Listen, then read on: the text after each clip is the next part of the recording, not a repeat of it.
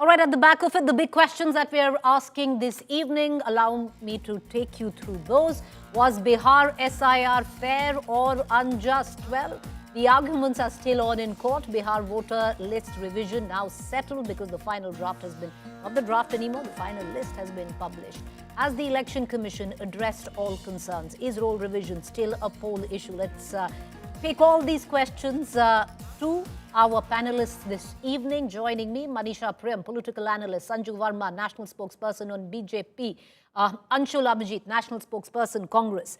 All right, viewers, before we come to welcome all our guests this evening, I want to also, just to make things a tad bit interesting, give out certain figures that we discussed this evening with Dr. Manisha Priyam, the political stock exchange there, where C-Voter as well as Vote Vibe have come up with some startling surveys on the eve of Bihar elections. I want to take you through two such figures and then we'll come back. Where what C-Voter found out on the eve of Bihar elections when it posed the question on the preferred chief ministerial candidate in Bihar. Viewers, I want to quickly give up that information and we'll cut across to our guests. Who is the preferred chief ministerial candidate in Bihar? That question was posed to the voters, the respondents, and this is what they answered, viewers, and the figures right on your television screen. Tejas Yadav has been tracked from February all the way to September. February, he stood at 40.6%. He settled at about 35.5%, which the RJD really wouldn't mind. What would seem tad worrying here is Nitish Kumar, 18.4%, settled now at 16%. Won't be too happy with that. Interesting, Samrat Chaudhary, 8.2%, began in February, rose up to 12.5%, his best in April, but right now 6.8%. All of that in the backdrop of corruption charges leveled by none else than Prashant Kishore. And look at that figure on your television screen where Prashant Kishore comes into question. Prashant Kishore has seen a steady, some would suggest a dramatic rise from February all the way to September, where Prashant Kishore from 14.9% starting in February has ended at 23.1%. He'd be happy with that. But if you break it down, and that's our other figure, does his party track as much as Prashant Kishore? Not quite.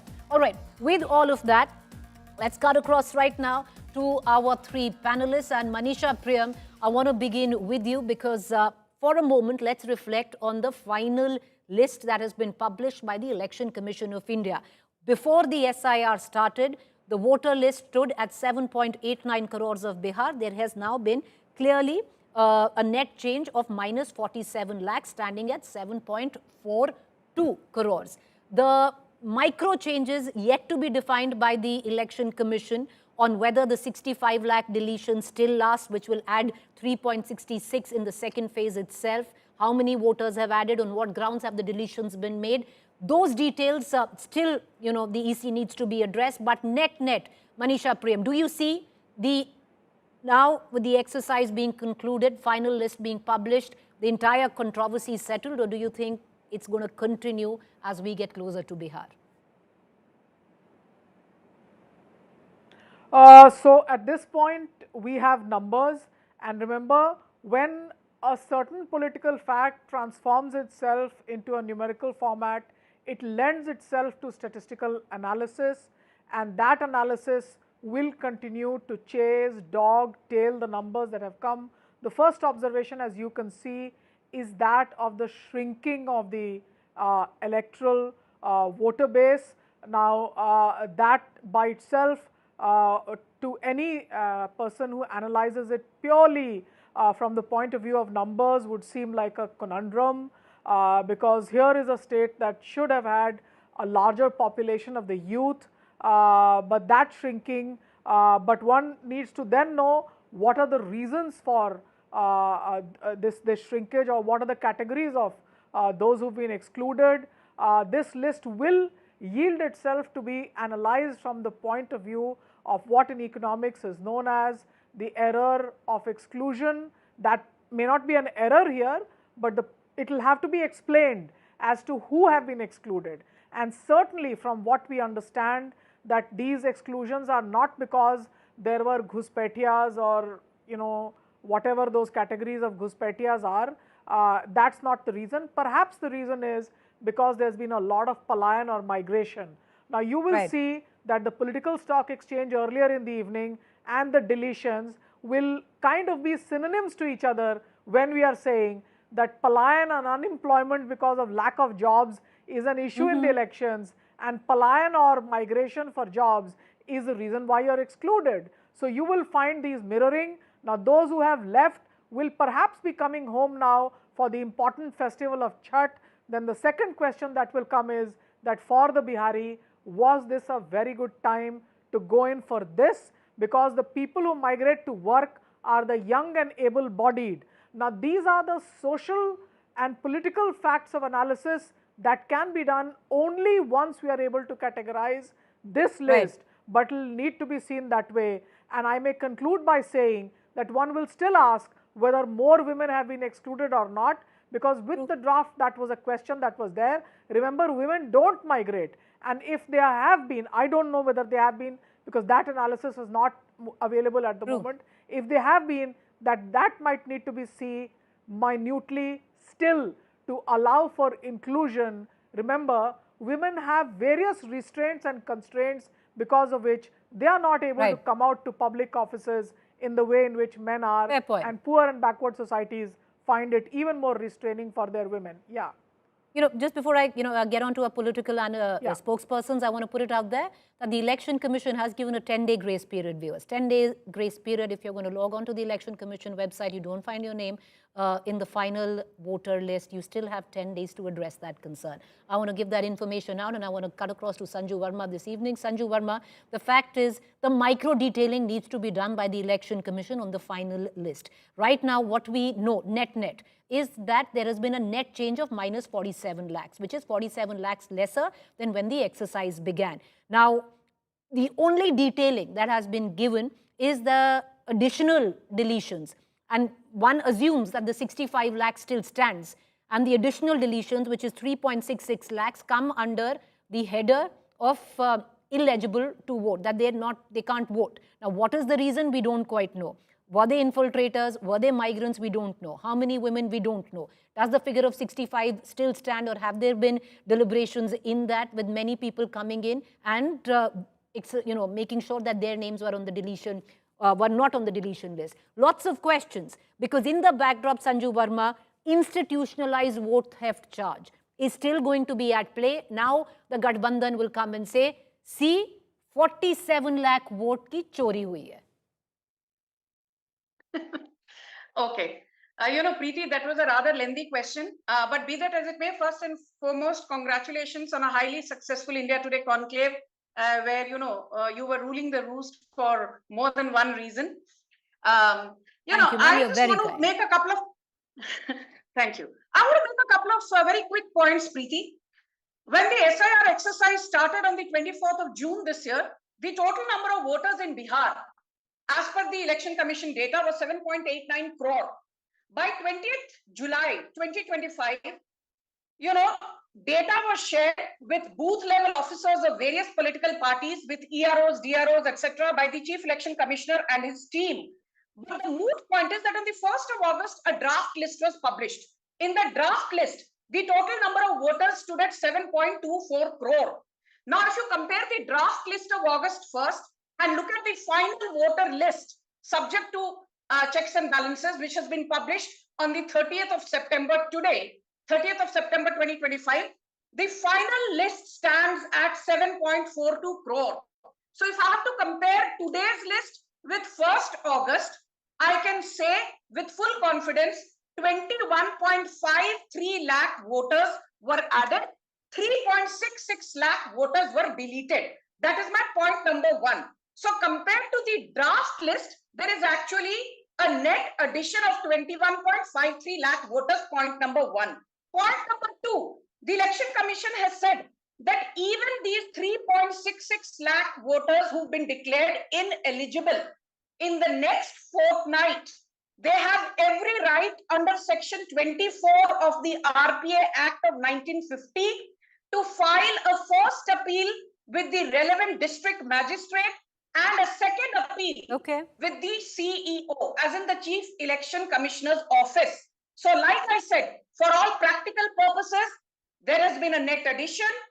As of September 30th, there is a minor deletion of number of voters, but even that, if there are people who are willing to file an appeal with the district magistrate's court, then the law accordingly likewise will take a turn, and eligibility or non-eligibility will be decided as I bring in Anshul Avijit. Sanju Verma, which it's a question I'll circle back to you on. How is minus 47 lakhs a minor deletion? Many would suggest it's a massive deletion, despite of those dead, despite of the migrant, everything coming in. So I don't see that as a minor deletion, but there has also been an addition of about 23 lakh voters. And Anshul Avijit, somewhere down the line, does it also take away from the charge of institutionalized vote theft of the opposition? No, this is a larger, more composite charge. It's not just about this election, SIR, which was held in highly suspicious circumstances.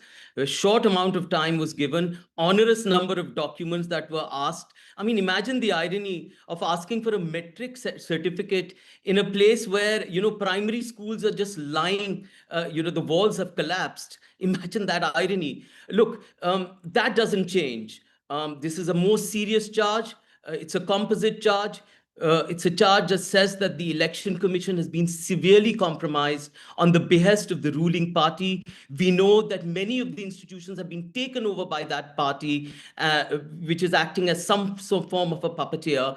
We've given proof after proof. Rahul Gandhi ji has held press conference in which proof has come out. I mean, first there was a charge that you're not coming out with anything. These are empty allegations. Why don't you come out with substantial proof? We've done that. This will continue. Okay. This has to be studied in more greater detail. Let me tell you, let me bust one bogey about infiltrators, which also was mentioned earlier. And Aishwarya also pointed out that many of the deletions seem to have been about those who went out of the state, not those who were coming in. So the bogey of infiltration repeatedly pressed on to communalize and fair point. Because even in the earlier on the 65 lakh deletions, it wasn't under the pretext of illegal of infiltrators. But that didn't deter the politicians from the BJP.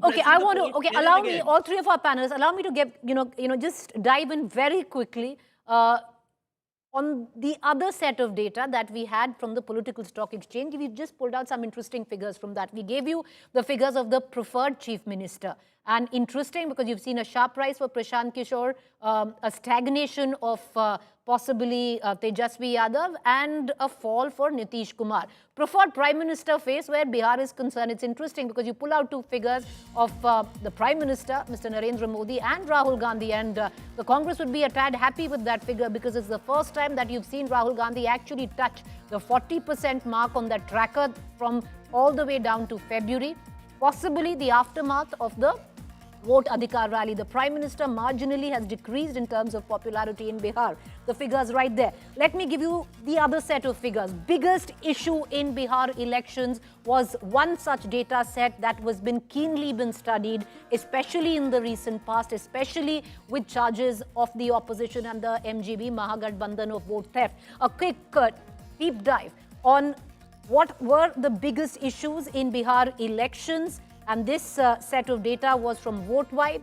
Let's give out those graphics there. The biggest issues in Bihar elections. And it's interesting, unemployment migration still holds #1 spot, 38.4%. Vote chori. The Mahagathbandhan would be glad. They seem to be registering with at least 15.7% of the respondents on vote chori. Corruption, 13%. You had Prashant Kishore in the recent past pull up issues of corruption, especially where some BJP leaders were concerned.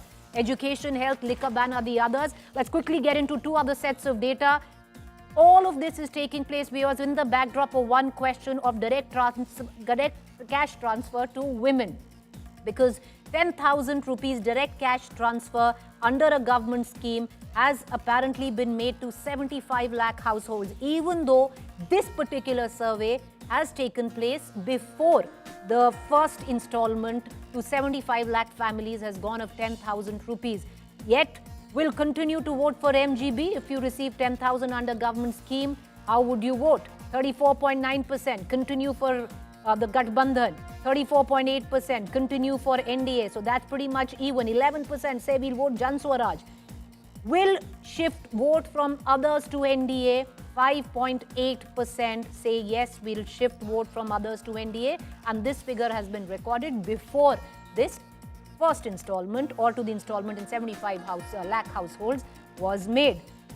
Opinion on graft charges by Prashant Kishore against Netas. Corruption has found itself resonating at the third most important issue, and 50%, 5 out of 10 people in Bihar, respondents, feel that it will negatively impact the government, which is the NDA.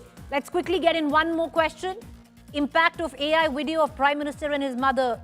If, viewers, you remember that the Congress had made an AI video at the back of being charged of insulting Prime Minister's mother, and then the BJP made it a highly emotive issue, but it doesn't seem to be resonating on ground. No electoral impact. 5 out of 10 respondents feel that it will not have any impact. 22, though, 0.5% say that will emotionally charge the workers of the NDA. Let's take all these questions once again to our panelists. Manisha Priyam, you were there with us at 7 p.m. Of the number and the data sets that we've just given out at 9 p.m., what surprises you the most? I'm not very surprised, but I do think that from the data on the leadership issue, Prashant Kishore's rise is what really surprised me, because it does tell us one thing, that the Bihar election is not a settled issue. The voter is thinking, and here's a person with a startup. Nobody knows how many candidates he has for how many seats, but if the people surveyed here seem to be saying that this one is someone we would like to see as a political leader, which means people are making up their mind, those figures are changing. Nobody can see this as a game which is done and dusted. The second most important point, and that one doesn't surprise me, is that unemployment and migration, related to unemployment, of course, Palayan, are turning out to be very important issues. Remember, in Nepal, the figures were as high as 20%, and the Bihar government claims that the unemployment is at an all-time low of only about 10%. So this coming up in voter perceptions is something that a claim that the government has put forward, and the government should have been seemingly very comfortable saying we've done a lot to reduce unemployment. But if this comes up, then that's something as an issue that will continue to challenge this electoral process.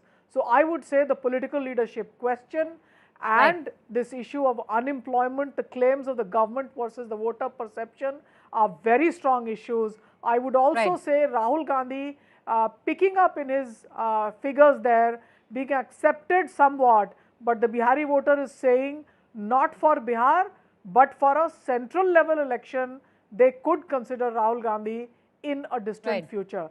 So Rahul Gandhi picking up some trust from the people, but not for the moment.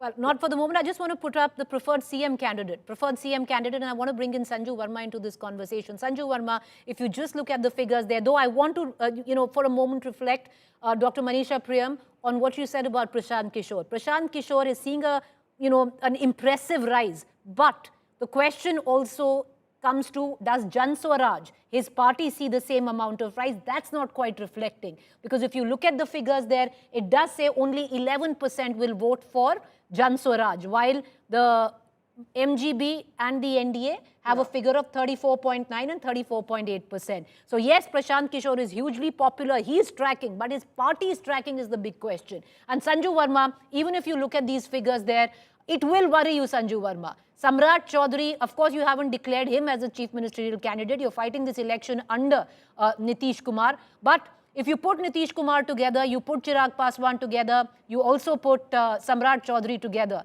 The three NDA faces up against just the two of Tejasvi. And of course, Prashant Kishore will cut into both, which is the Gathbandhan and the NDA. Yet you don't match up. Question, please give me time. And I'm starting with a disclaimer. Please do not get offended. Because when I say journalist, I don't mean necessarily you. You know, I'm now used to journalists telling me, prior to Haryana elections, they said, Sanju Verma, BJP is going to be wiped out. The Jats no longer support the BJP. Ahead of Maharashtra elections, same journalists used to tell me, Sanju Verma, the Marathas don't like Devendra Fadnavis and they don't like Eknath Shinde. You guys are going to be wiped out. Ahead of Delhi elections, The same bunch of journalists told me, Sanju Verma chahe jo bhi ho jaye, Arvind Kejriwal is in all likelihood going to come back again. And guess what? None of these journalists had a clue. Nobody had heard of, Rekha Gupta until she became the chief minister. Nobody gave Bhupendra Bhai Patel a chance in hell after he replaced Vijay Rupani. People thought, who's he? Ab to Gujarat mein 15 saal ki anti-incumbency ke baad BJP हारेगी. We had one of our best showings. And then ahead of Haryana elections, they said, who's this Nayab Singh Saini who replaced Khattar in only March 2024? Ahead of a few months, elections were held in October 2024. अब तो BJP गई, हम हरियाणा भी जीत गए, महाराष्ट्र भी जीत गए, दिल्ली भी जीत गए, and these journalists had a nice big fat omelette on their face. But I want to tell Preeti Chaudhary, one of my favorite journalists, one thing. Manisha Puram is right. Unemployment in any election should be an issue. Inflation should be an issue. And that is precisely my point, Preeti. Why is no one talking about the fact that you have had now medical colleges which are coming up in Chhapra, in Bhagalpur, in Gaya?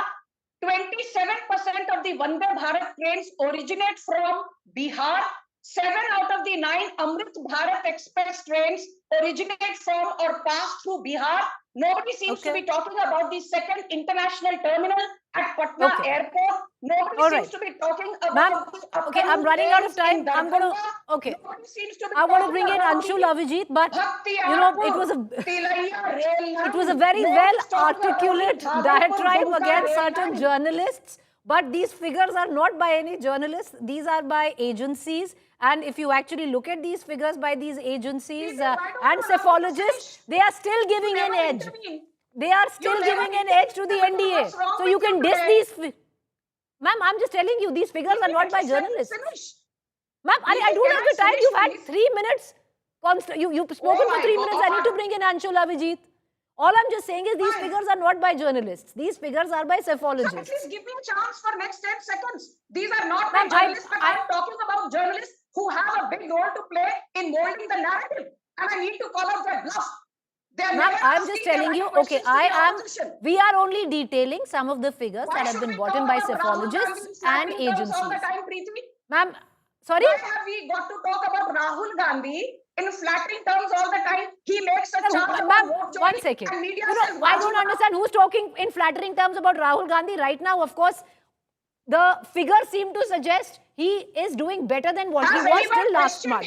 And we've had a track. Ma'am, it's not a conversation between you and I. I want to bring in Anshul Avijit into this conversation, and I want to bring up the figures. If you receive 10,000 under government scheme, how would you vote? And that should be worrying Anshul Avijit Singh. And why I say that is that this tracker was actually done before the installment of 10,000 rupees direct cash transfer was given to 75 lakh households. Look at that figure.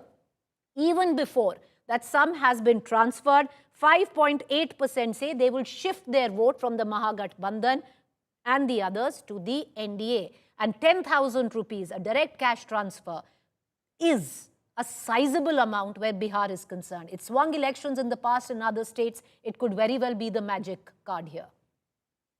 We don't know the outcome of that, but just look at the shamelessness of what has happened. I explain you in 3 points what the Modi government has done to our economy and why this was necessary. First, it's thrown the economy on hot coals, it's tumbling down a cliff, right? The high levels, Bihar is a case in point, which is actually the worst.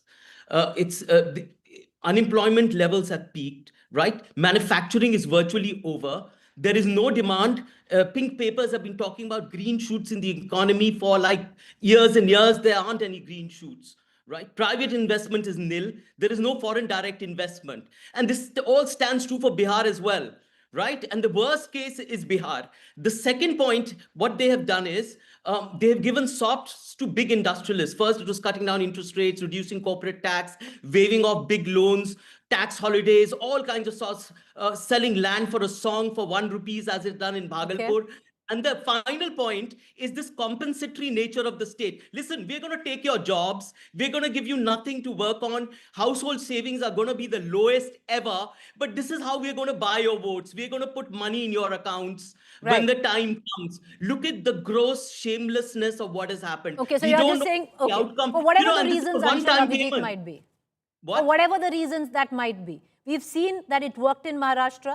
We've seen it's worked earlier. A direct cash transfer is very difficult No, to they've compete seen with, through and a it direct now. cash transfer of 10,000 rupees is that much more difficult in a state. So answer your I question. have no Is there time. some I have no false allegations on the time. economic I and need to economic close policy? this barely debate asked on me that when- note, and I'm actually very glad to do it. We'll come back with more figures on the other side, which will be tomorrow. We are doing another political stock exchange. Do join me then.